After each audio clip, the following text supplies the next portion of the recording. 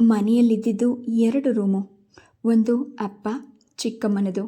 ಇನ್ನೊಂದು ರೂಮಿನಲ್ಲಿ ಚಿಕ್ಕಮ್ಮ ತನ್ನ ಬೀರು ಬಟ್ಟೆ ಪರಿಗಳನ್ನು ಇಟ್ಕೊಂಡಿದ್ಲು. ತನ್ನ ಸ್ಕೂಲಿನ ಬ್ಯಾಗ್, ಅಪ್ಪನ ಸಾಮಾನುಗಳು ಆ ರೂಮನ್ನು ತುಂಬಿದವು. ಅಲ್ಲೇ ಕುಳಿತು ನಾನು ಓದ್ಕೊಳ್ತಿದ್ದೆ. ಅಪ್ಪ ಬಂದವರೇ ಮಮ್ಮು ಊಟ ಮಾಡಲ್ಲ ಎಂದು ಚಿಕ್ಕಮ್ಮನನ್ನೇ ಕೇಳ್ತಿದ್ರು. ನೀವು ಬನ್ನಿ ಊಟಕ್ಕೆ ಎಂದು ಚಿಕ್ಕಮ್ಮ ತಟ್ಟೆ ಹಾಕಿ ಅಪ್ಪನಿಗೆ ಬಡಿಸುತ್ತಿದ್ಲು. ಅವರಿಬ್ಬರ ಮಾತು ನಗುವಿನ ಮಧ್ಯ ಎಂದೂ ನನ್ನ ಪ್ರವೇಶವಿರಲಿಲ್ಲ. ಆಗಿನ ಕಾಲದಲ್ಲಿ ಟಿವಿ ಹಾವಳಿ ಇರಲಿಲ್ಲ. 9ರವರೆಗೆ ದೀಪ ಹಾರಿಸಿ ಎಲ್ಲರೂ ಮಲಗುತ್ತಿದ್ದ ಕಾಲ. ನಾನು ಹಾಲ್ನಲ್ಲಿ ದಿವಾನದ ಮೇಲೆ ಮಲಗ್ತಿದ್ದೆ. ಅಪ್ಪ ಮೊದಲು ನನ್ನ ಜೊತೆ ಮಲಗುವ ಹಾವಣೆ ಮಾಡ್ತಿದ್ರು. ಅವರು ನನ್ನೊಡನೆ ಇದ್ದರೂ ಗಮನವೆಲ್ಲ ಚಿಕ್ಕಮ್ಮ ಇರುವ ರೂಮಿನ ಕಡೆ. ಇದೆಲ್ಲ ಸಂಪೂರ್ಣವಾಗಿ ಅರ್ಥವಾಗದಿದ್ದರೂ ಅಪ್ಪನಿಗೆ ನನ್ನೊಡನೆ ಇರಲು ಕಷ್ಟವಾಗುತ್ತದೆ ಎಂದು ಅರಿವಾಗ್ತಿತ್ತು. ಒಮ್ಮೆ ನಾನೇ ಬಾಯ್ಬಿಟ್ಟು, ಅಪ್ಪ ನೀನು ರೂಮಿಗೆ ಹೋಗು, ನಾನೇ ಮಲ್ಕೊತೀನಿ ಎಂದಾಗ ಮುಜುಗರದಿಂದ ಅಪ್ಪನ ಮುಖ ಕೆಂಪಾಯಿತು.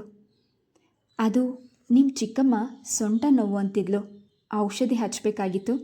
ಪ್ರತಿದಿನ ಚಿಕ್ಕಮ್ಮನ ಸೊಂಟ ನೋವಿಗೆ ಔಷಧಿ ಹಚ್ಚಲು ಹೋಗ್ತಾರೆಯೇ ಎಂಬ ಪ್ರಶ್ನೆಗೆ ಸೂಕ್ತ ಉತ್ತರ ಸಿಗಲಿಲ್ಲ. ಒಟ್ನಲ್ಲಿ ಅಪ್ಪ ಚಿಕ್ಕಮ್ಮನ ಜೊತೆ ರೂಮ್ನಲ್ಲಿ ಮಲಗಲು ಇಷ್ಟಪಡ್ತಾರೆ ಎಂದು ನನಗೆ ಅರ್ಥವಾಗಿತ್ತು. ನೀನು ಹೋಗಪ್ಪ ಎಂದಷ್ಟೇ ನುಡಿದೆ. ಅಂದಿನಿಂದ ಅಪ್ಪ ನನ್ನ ಜೊತೆ ಬಂದು ಮಲಗುವ ಪರಿಪಾಠ ತಪ್ಪಿತು. ಊಟ ಮುಗಿಸಿ ನೇರವಾಗಿ ಅವರು ರೂಮಿಗೆ ಹೋಗ್ತಿದ್ರು. ನನ್ನ ಅಮ್ಮ ಬದುಕಿದಾಗ ನಾನಿನ್ನೂ ಚಿಕ್ಕವಳು. ಒಂದು ಘಟನೆ ನನಗೆ ಚೆನ್ನಾಗಿ ನೆನಪಿದೆ. ನಮ್ಮ ಮನೆಯ ಮುಂದೆ ಕಲ್ಲು ಚಪ್ಪಡಿ ಹಾಕಿತ್ತು. ಒಮ್ಮೆ ಅದರ ಸಂದಿಯಲ್ಲಿ ತೂರ್ಕೊಂಡು ಒಂದು ಪುಟ್ಟ ನಾಯಿ ಮರಿ ಮೋರಿಯಲ್ಲಿ ಸಿಕ್ಕಾಕೊಂಡಿತ್ತು. ಹೊರಗೆ ಬರಲು ಅದಕ್ಕೆ ದಾರಿ ತೋಚಲಿಲ್ಲ. ಕುಯ್ಗುಟ್ಟಿಕೊಂಡು ಬೊಗಳುತ್ತಾ ಅತ್ತಿಂದಿತ್ತ ಓಡಾಡ್ತಿತ್ತು. ಹಗಲು ರಾತ್ರಿ 2 ದಿನ ಅದು ಬೊಗಳುವ ಸದ್ದು, ಕರೆಯುವ ಸದ್ದು ಕೇಳಿಸ್ತಿತ್ತು. ನನಗಂತೂ ಅಯ್ಯೋ ಪಾಪ ಎನಿಸ್ತಿತ್ತು. ಆದರೆ ಅಪ್ಪ ನಾಯಿಯ ಬಳಿ ಹೋಗಲು ನನ್ನನ್ನು ಬಿಟ್ಟಿರಲಿಲ್ಲ. ಹತ್ರ ಹೋಗಬೇಡ, ಕಚ್ಚಿಬಿಡುತ್ತೆ ಎಂದು ನನ್ನನ್ನು ಮನೆಯೊಳಗೆ ಇರಿಸ್ಕೊಂಡಿದ್ರು. ಅಕ್ಕಪಕ್ಕದವರು, ದಾರಿ ಹೋಕರರು ಯಾರೂ ಆ ನಾಯಿ ಮರಿಗೆ ಸಹಾಯ ಮಾಡಿರಲಿಲ್ಲ. 2 ದಿನಗಳಾದ ಮೇಲೆ ನಾಯಿ ಕೂಗೋದು ಬೊಗಳೋದು ನಿಲ್ಲಿಸಿತು. ಅದು ಒಳಗೆ ಸತ್ತೋಗಿರಬೇಕೆಂದು ನಾವೆಲ್ಲ ಭಾವಿಸಿದ್ವಿ. ಆದರೆ 4 ದಿನಗಳ ನಂತರ ನಾಯಿ ಮರಿ ತಾನಾಗಿಯೇ ಕಲ್ಚಪ್ಪಡಿಯ ಸಂದಿಯಿಂದ ಮೈ ತೂರಿಸ್ಕೊಂಡು ಹೊರಗೆ ಬಂದಿತು. ಆಗ ಅಮ್ಮ ಹೇಳಿದ್ಲು, ಆ ನಾಯಿ ಮರಿ 2 ದಿನ ಕೂಗಿ ಬೊಗಳಿ ಒದ್ದಾಡಿದ್ರೂ ಯಾರೂ ಸಹಾಯಕ್ಕೆ ಬರಲಿಲ್ಲ. ಅದಕ್ಕೆ ಕೂಗಾಡಿ ಪ್ರಯೋಜನ ಇಲ್ಲ ಅಂತ ಆ ಮರಿ ಅರ್ಥ ಮಾಡಿಕೊಂಡು ತಾನೇ ಕಷ್ಟಪಟ್ಟು ಹೊರಗೆ ಬರೋ ದಾರಿ ಹುಡ್ಕೊಳ್ತಾ. ಇದನ್ನು ಪ್ರಾಣಿಗಳ ಪ್ರವೃತ್ತಿ ಅನ್ನೋದು ನಿಜ. ಈಗ ನಾನು ಅದನ್ನೇ ಅಳವಡಿಸ್ಕೊಂಡಿದ್ದೆ. ಅಪ್ಪ ನನ್ನ ಜೊತೆ ಇರೋದಿಲ್ಲ, ಮಾತನಾಡಿಸೋದಿಲ್ಲ ಎಂದು ನಾನು ಅಳುತ್ತಿದ್ದ ಸಂದರ್ಭಗಳಿದ್ದವು. ಆದರೆ ನನ್ನ ಅಳು ಹಠ ಯಾವುದಕ್ಕೂ ಬೆಲೆ ಕೊಡುವವರಿಲ್ಲ ಎಂದು ಅರ್ಥವಾದ ಮೇಲೆ ಈ ಮನೆಯಲ್ಲಿ ನನ್ನನ್ನು ನಾನೇ ನೋಡಿಕೊಳ್ಳಲು ಅಭ್ಯಾಸ ಮಾಡಿಕೊಂಡಿದ್ದೆ. ನಾನೇ ಸ್ನಾನ ಮಾಡ್ತಿದ್ದೆ, ಜಡೆ ಹಾಕ್ಕೊಳ್ತಿದ್ದೆ, ಬಟ್ಟೆ ಇಸ್ತ್ರಿ ಮಾಡ್ಕೊಳ್ತಿದ್ದೆ. ಹಸಿವಾದರೆ ಚಿಕ್ಕಮ್ಮ ಊಟ ಹಾಕಿ ಎಂದು ಬಾಯಿ ಬಿಟ್ಟು ಕೇಳ್ತಿದ್ದೆ. ಇತ್ತೀಚೆಗೆ ಅಪ್ಪನ ನಡವಳಿಕೆಯ ಮೇಲೆ ನನ್ನ ಚಟುವಟಿಕೆಗಳನ್ನು ಅವಲಂಬಿಸುತ್ತಿರಲಿಲ್ಲ. ಆದರೂ ಒಮ್ಮೊಮ್ಮೆ ನನ್ನ ಬದುಕಿನ ಅಭಾವಗಳು ನನ್ನನ್ನು ನೋಯಿಸುತ್ತಿದ್ದವು. ಲಂಚ್ ಅವರ್ನಲ್ಲಿ ಎಷ್ಟೋ ತಾಯಂದಿರು ಬಂದು ತಮ್ಮ ಮಕ್ಕಳಿಗೆ ಕ್ಯಾರಿಯರ್ ಕೊಟ್ಟು ಹೋಗ್ತಿದ್ರು. ಕೆಲವರು ಮಕ್ಕಳೊಡನೆ ಕುಳಿತು ತಿನ್ನಿಸ್ತಿದ್ರು. ಇತರ ಮಕ್ಕಳು ತಮ್ಮ ಅಮ್ಮಂದಿರ ಜೊತೆ ನಗುನಗುತ್ತಾ ಸಂತೋಷದಿಂದ ಮಾತನಾಡೋದು ಕಂಡಾಗ ನನಗ್ಯಾಕಂತ ಭಾಗ್ಯ ಇಲ್ಲ, ನನ್ನ ಅಮ್ಮ ಬೇಕು ಎಂದು ಮನಸ್ಸು ಒಳಗೆ ದುಃಖಿಸುತ್ತಿತ್ತು. ಒಮ್ಮೆ ಸ್ಕೂಲ್ ಬಿಡುವ ಹೊತ್ತಿಗೆ ಜೋರಾಗಿ ಮಳೆ ಸುರಿಯುತ್ತಿತ್ತು. ಅಪ್ಪ ಸ್ಕೂಟರ್ನಲ್ಲಿ ಸ್ಕೂಲಿಗೆ ಬಿಡ್ತಿದ್ರು. ಬರುವಾಗ ನಾನು ಗೆಳತಿಯರ ಜೊತೆ ನಡ್ಕೊಂಡು ಬರ್ತಿದ್ದೆ. ಅರ್ಧ ದಾರಿಯಲ್ಲೇ ಮಳೆ ದೋ ಎಂದು ಶುರುವಾದಾಗ ನಾನು ನನ್ನ ಗೆಳತಿ ವಿಜಯ ಬ್ಯಾಗ್ನನ್ನೇ ತಲೆಯ ಮೇಲಿಟ್ಕೊಂಡು ಓಡಿದ್ವಿ. ಮೊದಲು ಸಿಗುತ್ತಿದ್ದುದು ವಿಜಯಾಳ ಮನೆ. ಅವಳ ತಾಯಿ ಬಾಗಿಲ ಬಳಿಯಲ್ಲೇ ನಿಂತಿದ್ರು. ನಮ್ಮನ್ನು ಕಂಡು ಆತಂಕದಿಂದ ಮಳೆನಲ್ಲೇ ಬಂದ್ಬಿಟ್ರಾ, ಬೇಗ ಒಳಗೆ ಬನ್ನಿ ಎಂದು ಕರೆದ್ರು. ನಾವಿಬ್ಬರು ನೆಂದು ಹೋಗಿದ್ವಿ. ವಿಜಯಾಳ ತಲೆಯಿಂದ ನೀರು ತೊಟ್ಟಿಕ್ತಿತ್ತು. ಅದನ್ನು ಕಂಡ ಅವಳ ತಾಯಿ ಗಾಬರಿಯಾಗಿ, ಅಯ್ಯೋ ಎಷ್ಟೊಂದು ನೆಂದೋಗಿದೆಯಾ, ಮೊದಲು ತಲೆ ಒರೆಸ್ಕೊ, ಇಲ್ದಿದ್ರೆ ಶೀತ ಆಗ್ಬಿಡುತ್ತೆ ಎಂದು ದಡದಡನೆ ತಾವೇ ಹೋಗಿ ಟವಲ್ ತಂದು ಅವಳ ತಲೆ ಒರೆಸಿದ್ರು. ಮಳೆಯಲ್ಲೇ ಬರುವಂಥ ಅವಾಂತರ ಏನಿತ್ತು? ನಿಮ್ಮಣ್ಣನ್ನ ನಾನೇ ಸ್ಕೂಲ್ ಹತ್ರ ಕಳಿಸಿದ್ದೆ. ಏನು ಹುಡುಗಿನೋ, ಸ್ವಲ್ಪನೂ ಜವಾಬ್ದಾರಿ ಇಲ್ಲ.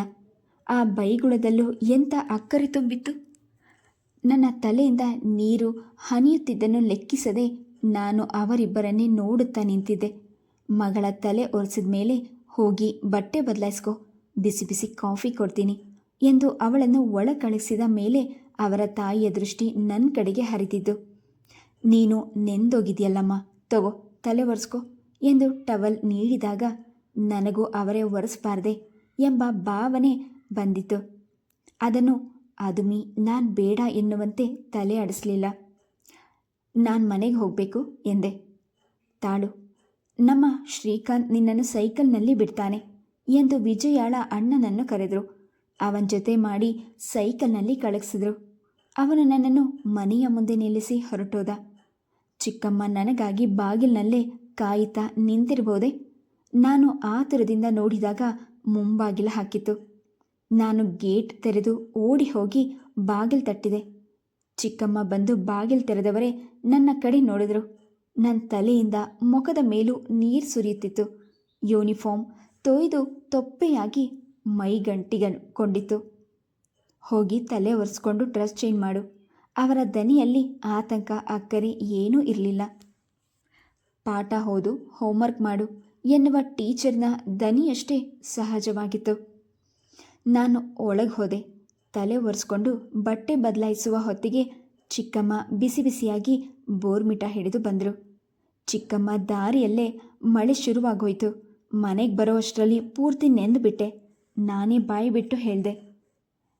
ಹೇಗೆ ಬಂದೆ, ಯಾರ ಜೊತೆ ಬಂದೆ ಎಂದೇನು ವಿಚಾರಿಸುವ ಗೋಜಿಗೆ ಹೋಗದೆ ಚಿಕ್ಕಮ್ಮ, ನಾಳೆಯಿಂದ ರೈನ್ ಕೋಟ್ ತೊಗೊಂಡು ಹೋಗು, ನಿಮ್ಮಪ್ಪನಿಗೆ ಹೇಳ್ತೀನಿ ನಿನಗೆ ತೆಗೆಸ್ಕೊಡೋಕ್ಕೆ ಎಂದು ನಾನು ಕುಡಿದ ಲೋಟ ಒಳಗೆ ತೆಗೆದುಕೊಂಡು ಹೋದರು. ಮಳೆಯಲ್ಲಿ ನೆಂದು ಹೋಗಿದ್ದು ಮನೋವ್ಯತೆ ಎಲ್ಲ ಸೇರಿ ನನಗೆ ರಾತ್ರಿ ಚಳಿ ಜ್ವರ ಶುರುವಾಗಿತ್ತು. ಬೆಳಗ್ಗೆ ಎದ್ದಾಗ ನನ್ನ ಮೈ ಸುಡುತ್ತಿತ್ತು. ಅಪ್ಪನಿಗೆ ಬ್ಯಾಂಕ್ ರಜವಿರಲಿಲ್ಲ. ಕೌಸಲ್ಯ, ನೀನೇ ಅವಳನ್ನು ಡಾಕ್ಟರ್ ಹತ್ರ ಕರ್ಕೊಂಡು ಹೋಗು, ನಾನು ಅವಳ ಸ್ಕೂಲಿಗೆ ಹೋಗಿ ಲೀವ್ ಲೆಟರ್ ಕೊಟ್ಟು ಹಾಗೆ ಬ್ಯಾಂಕಿಗೆ ಹೋಗ್ತೀನಿ. ಮಮ್ಮು, ಇವತ್ತು ಸ್ಕೂಲಿಗೆ ರಜಾ ಹಾಕಿ ಚಿಕ್ಕಮ್ಮ ಹೇಳಿದ ಹಾಗೆ ಕೇಳಮ್ಮ ಎಂದು ಅಪ್ಪ ಹೊರಟ್ಬಿಟ್ರು. ಹೊರಡುವ ಮುನ್ನ ಒಮ್ಮೆ ಹಣೆ ಮುಟ್ಟಿ ನೋಡಬಾರ್ದೆ? ಅಕ್ಕರೆಯಿಂದ ತಲೆ ಸವರಬಾರ್ದಿತ್ತೆ? ಥೂ, ನನ್ನ ಹಂಬಲಗಳಿಗೆ ಕೊನೆಯೇ ಇಲ್ಲ ಎನಿಸಿತು. ಚಿಕ್ಕಮ್ಮ ನನ್ನನ್ನು ಹತ್ತಿರದಲ್ಲೇ ಇದ್ದ ಕ್ಲಿನಿಕ್ಕಿಗೆ ಕರೆದೊಯ್ದಳು. ಡಾಕ್ಟರ್ ನನ್ನನ್ನು ಪರೀಕ್ಷಿಸಿ ಸಿರಪ್ ಹಾಗೂ ಮಾತ್ರೆ ಬರ್ಕೊಟ್ರು. ಚಿಕ್ಕಮ್ಮ ಹೊತ್ತಿಗೆ ನನಗೆ ಗಂಜಿ, ಬ್ರೆಡ್, ಹಾಲು ಕೊಡ್ತಿದ್ಲು. ಸಮಯಕ್ಕೆ ಸರಿಯಾಗಿ ಔಷಧಿ ಕೊಡ್ತಿದ್ಲು. ನನಗಂತೂ ಆಸ್ಪತ್ರೆಯಲ್ಲಿ ಯಾವುದೋ ನರ್ಸ್ ಕೈಯಲ್ಲಿ ಸೇವೆ ಮಾಡಿಸ್ಕೊಳ್ತಿದ್ದೇನೇನೋ ಎಂದು ಭ್ರಮೆಯಾಗ್ತಿತ್ತು. ಅಮ್ಮ ಎಂಬ ಪದ ಅಪ್ರಯತ್ನವಾಗಿ ನನ್ನ ಬಾಯಿಂದ ಹೊರಟರು. ಚಿಕ್ಕಮ್ಮ ನನ್ನ ಬಳಿ ಬಂದು, ಏನಾಗ್ತಿದೆ, ಹೇಗಿದೆಯಾ ಈಗ ಎಂದು ಕೇಳುವ ತೊಂದರೆ ತೆಗೆದುಕೊಳ್ತಿರಲಿಲ್ಲ. ಟೈಮಿಗೆ ಎಲ್ಲ ಮಾಡ್ತಿದ್ದೇನೆ ಎಂಬ ಧೋರಣೆಯೇ ಅಥವಾ ಅವಳ ಪಾಡು ನನಗ್ಯಾಕೆ ಎಂಬ ನಿರ್ಲಿಪ್ತತೆಯೋ, ಒಟ್ಟಿನಲ್ಲಿ 2 ದಿನ ಕಳೆಯೋ ಹೊತ್ತಿಗೆ ನನಗೆ ಸಾಕಾಯಿತು.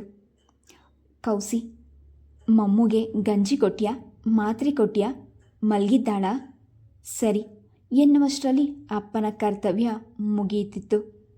ನನಗೆ ಜ್ವರವೆಂದು ತಿಳಿದ ಮೇಲೆ ಅಜ್ಜಿ ಆಟೋ ಮಾಡಿಕೊಂಡು ನನ್ನನ್ನು ನೋಡಲು ಬಂದರು. ಆಗ ನಮ್ಮ ಮನೆಯಲ್ಲಿ ಫೋನ್ ಕನೆಕ್ಷನ್ ಇರಲಿಲ್ಲ. ದೊಡ್ಡಪ್ಪನ ಮನೆಯಲ್ಲಿದ್ದರಿಂದ ಅಪ್ಪ ಬ್ಯಾಂಕಿನಿಂದ ಫೋನ್ ಮಾಡಿ ತಿಳಿಸಿರಬೇಕು. ಅಜ್ಜಿ ನನಗಾಗಿ ಮೋಸಂಬಿ, ಸೇಬು ಹಣ್ಣುಗಳನ್ನು ತಂದಿದ್ರು. ಚಿಕ್ಕಮ್ಮ ಗೌರವದಿಂದ ಅಜ್ಜಿಯನ್ನು ಬರಮಾಡಿಕೊಂಡು ಕಾಫಿ, ತಿಂಡಿ ಕೊಟ್ಟು ಉಪಚರಿಸಿದ್ರು. ಅಜ್ಜಿಯ ಮುಖವಂತೂ ಹಿಗ್ಗಿ ಹೀರೆಕಾಯಾಗಿತ್ತು. ನೋಡಿದ್ಯಾ ಪ್ರಸಾದು, ನನ್ನ ಮಾತು ಕೇಳಿ ಇನ್ನೊಂದು ಮದುವೆ ಮಾಡಿಕೊಂಡಿದ್ದು ಎಷ್ಟು ಒಳ್ಳೆಯದಾಯಿತು. ನಮ್ಮ ಅಮ್ಮನ ನೋಡ್ಕೊಳ್ಳೋಕ್ಕೆ ಮನೆಯಲ್ಲಿ ಒಂದು ಹೆಣ್ಣು ಜೀವ ಇರೋದು ಎಷ್ಟು ಅನುಕೂಲ ನೋಡು. ಒಟ್ಟಿನಲ್ಲಿ ಪುಣ್ಯ ಮಾಡಿದೆ ಬಿಡಪ್ಪ. ಮಲತಾಯಿ ಅಂತ ಧೋರಣೆ ತೋರಿಸ್ದೆ ನಿನ್ನ ಮಗಳನ್ನು ಎಷ್ಟು ಚೆನ್ನಾಗಿ ನೋಡ್ಕೊಳ್ಳೋ ಅಂತ ಹೆಂಡತಿ ಸಿಕ್ಕಿದ್ದಾಳೆ ಎಂದು ಚಿಕ್ಕಮ್ಮನನ್ನು ಎಷ್ಟು ಹೊಗಳಿದ್ರೂ ಸಾಲದು. ಅಪ್ಪನ ಮುಖ ಸಂತೋಷದಿಂದ ಅರಳಿತು. ಚಿಕ್ಕಮ್ಮ ಪ್ರಸನ್ನ ಚಿತ್ತಳಾಗಿ ನಿಂತಿದ್ಲು. ಅಜ್ಜಿ ಹೊರಟು ನಿಂತಾಗ ನನಗೆ ಅಳು ತಡೆಯಲಾಗಲಿಲ್ಲ. ಅಜ್ಜಿ ನನ್ನ ಬಳಿ ಕಣ್ಣೊರೆಸುತ್ತಾ, ಅಳೋಕ್ಕೇನಾಯ್ತು ಪುಟ್ಟ? ತಾಯಿಗಿಂತ ಹೆಚ್ಚಾಗಿ ಈ ಮನೆಯಲ್ಲಿ ನಿನ್ನ ಚಿಕ್ಕಮ್ಮ ಇದ್ದಾಳೆ. ನಿಮ್ಮ ಅಪ್ಪ ಇದಕ್ಕೆ ಕಣೆ ಮದುವೆ ಮಾಡ್ಕೊಂಡಿದ್ದು. ಇಲ್ದಿದ್ರೆ ಇಂಥ ಸಮಯದಲ್ಲಿ ನಿನಗೆ ಹಾರೈಕೆ ಮಾಡಿ ನೋಡ್ಕೊಳ್ಳೋಕ್ಕೆ ಯಾರಿರ್ತಿದ್ರು ಹೇಳು ಎಂದಾಗ ನನ್ನ ಮಾತುಗಳೆಲ್ಲ ನನ್ನ ಗಂಟಲಿನಲ್ಲೇ ಉಳಿದುಕೊಂಡವು. ನನ್ನ ದಿನಚರಿ ಎಂದಿನಂತೆ ಸಾಗ್ತಿತ್ತು. ಚಿಕ್ಕಮ್ಮ ಈಗ ನಮ್ಮ ಸುತ್ತಮುತ್ತಲೂ ಮನೆಯವರಿಗೆ ಹಳಬಳಾಗಿದ್ಲು. ಅಜ್ಜಿ ಒಬ್ಬರೇ ಏನೋ ಎಲ್ಲರ ಬಾಯಲ್ಲೂ ಅವಳದೇ ಹೊಗಳಿಕೆ. ಕೌಸಲ್ಯ ನಿಮ್ಮಂಥ ತಾಯಿ ಸಿಗೋಕ್ಕೆ ಮಮತಾ ತುಂಬ ಪುಣ್ಯ ಮಾಡಿದ್ಲು ಕಣ್ರಿ. ಹೆತ್ತ ಮಗಳಂತೆ ನೋಡ್ಕೊತೀರಿ. ಒಂದಿನ ಅವಳನ್ನು ದನಿ ಎತ್ತಿ ಬೈದಿಲ್ಲ ನೀವು. ತುಂಬ ದೊಡ್ಡ ಮನಸ್ಸಪ್ಪ ನಿಮ್ಮದು ಎಂದು ಅಕ್ಕಪಕ್ಕದ ಹೆಂಗಸರು ಹೊಗಳ್ತಿದ್ರು. ನಿಜ, ಚಿಕ್ಕಮ್ಮ ನನ್ನನ್ನು ಯಾವತ್ತೂ ಬೈದಿಲ್ಲ, ಗದರಿಲ್ಲ. ಆದರೆ ನನಗೆ ಅಮ್ಮ ಇಲ್ಲ ಎನ್ನುವ ಭಾವನೆ ಹೋಗಲಾಡಿಸು ಇದ್ದಾಳೆಯೇ. ಪ್ರತಿದಿನ ಅಮ್ಮನ ಫೋಟೋ ನೋಡಿದಾಗ ಅವಳು ಎದ್ದು ಬಂದು ಜೀವಂತವಾಗಿ ನನ್ನ ಮುಂದೆ ನಿಲ್ಲಬಾರದೆ ಎನಿಸುತ್ತಿತ್ತು. ನನ್ನ ಅಮ್ಮನನ್ನು ಸ್ಪರ್ಶಿಸಬೇಕು, ಅವಳನ್ನು ತಪ್ಪಿಕೊಳ್ಬೇಕು, ಮಡಿಲಲ್ಲಿ ಮಲಗಬೇಕು ಎಂಬ ಹಂಬಲ ಸದಾ ನನ್ನ ಮನಸ್ಸಿನಲ್ಲೇ ತುಡಿಯುತ್ತಲೇ ಇತ್ತು. ಚಿಕ್ಕಮ್ಮ ಕೆಟ್ಟವಳಲ್ಲ, ಆದರೆ ನನಗೆ ತಾಯಿಯ ಪ್ರೀತಿ ಕೊಟ್ಟಿಲ್ಲ ಎಂದು ಎಲ್ಲರಿಗೂ ಹೇಳಬೇಕು ಎನಿಸ್ತಿತ್ತು. ಆದರೆ ನನ್ನ ಮಾತಿಗೆ ಬೆಂಬಲ ನೀಡುವವರು ಯಾರು? ನನ್ನ ಅಭಿಪ್ರಾಯಗಳನ್ನು ಮುಕ್ತವಾಗಿ ವ್ಯಕ್ತಪಡಿಸುವ ಮನಸ್ಸು ನನ್ನದಾಗಿರಲಿಲ್ಲ. ಮೌನವಾಗಿರೋದನ್ನೇ ಅಭ್ಯಾಸ ಮಾಡಿಕೊಂಡಿದ್ದೆ.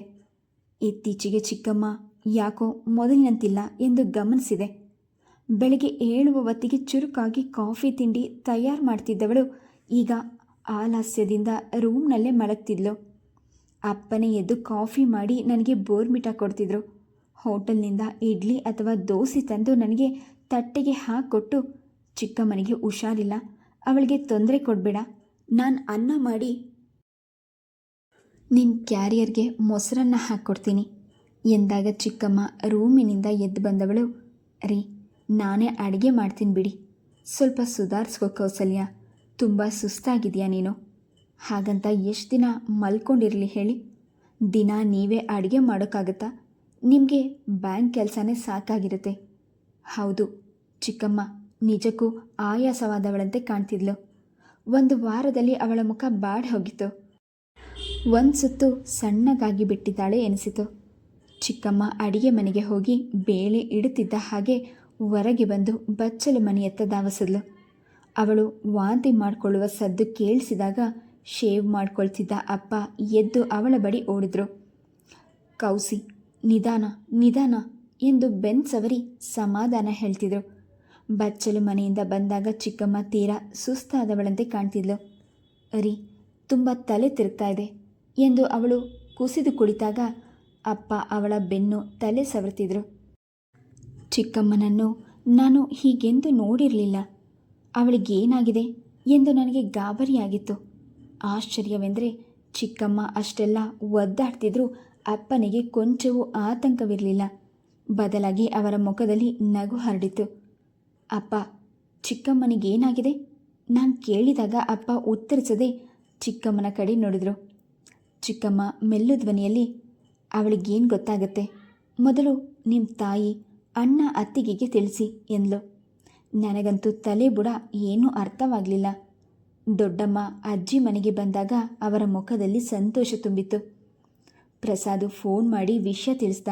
ಕೇಳಿ ತುಂಬ ಸಂತೋಷ ಆಯಿತು ಕಣೆ ಕೌಸಲ್ಯ, ಹೇಗಿದೆಯಾ ಈಗ? ತುಂಬ ಸುಸ್ತಾಗಿಬಿಟ್ಟಿದೆಯಂತೆ. ಅತ್ತೆ ಓರ್ಗಿತಿ ಬಂದಿದ್ದನ್ನು ಕಂಡು ಚಿಕ್ಕಮ್ಮ ಎದ್ದು ಕುಳಿತಳು.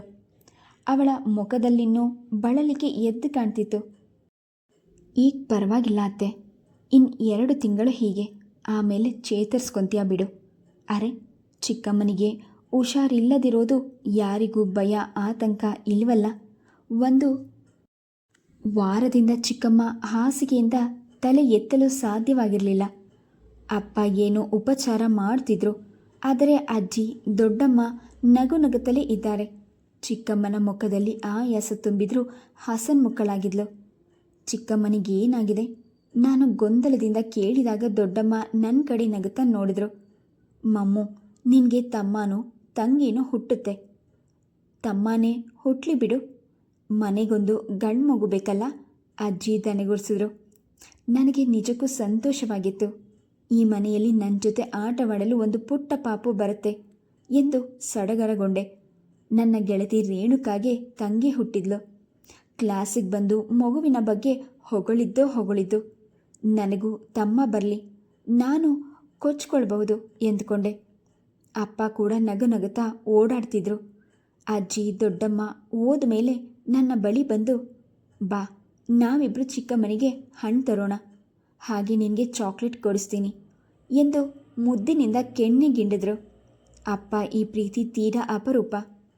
ಅವರ ಜೊತೆ ಅಂಗಡಿಗೆ ಹೋಗಿ ಎಷ್ಟು ದಿನಗಳಾಗ ಹೋಗಿತ್ತೋ. ನಾನು ಸಂಭ್ರಮದಿಂದ ಹೊರಟೆ. ಅಪ್ಪ ನನಗೆ ಪ್ರಿಯವಾದ ಚಾಕ್ಲೇಟ್ ಅಲ್ಲದೆ ಒಂದು ಹೊಸ ಫ್ರಾಕನ್ನು ತೆಗೆಸಿಕೊಟ್ರು. ನನಗಂತೂ ಸ್ವರ್ಗವೇ ಸಿಕ್ಕಷ್ಟು ಸಂತೋಷವಾಗಿತ್ತು.